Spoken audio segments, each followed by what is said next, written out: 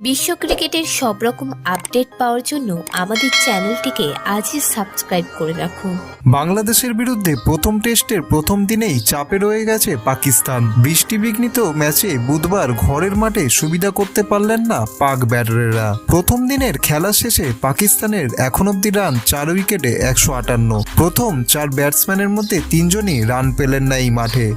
Opener শাফিক করলেন মাত্র 2 run. 14 রানে 2 উইকেট হারিয়ে চাপে পড়ে যাওয়া পাকিস্তানকে আরও কোণঠাসা করে ফেললেন বাবর আজম। বাবরের আউটের পুরো কৃতিত্বই কিন্তু উইকেট কিপার লিটন দাসের। চতুর্থ উইকেটের পার্টনারশিপে যোগ হয়েছিল এদিন 98 রান। এবং প্রথম দিনের খেলা শেষে শাকিল আহমেদ অপরাজিত রয়েছেন 57 রানে।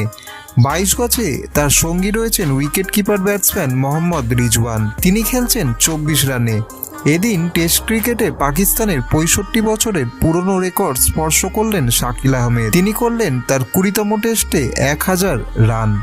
ভিডিওটি ভালো লেগে থাকলে বাংলার ক্রিকেট চ্যানেলটিকে অবশ্যই সাবস্ক্রাইব করে দিন।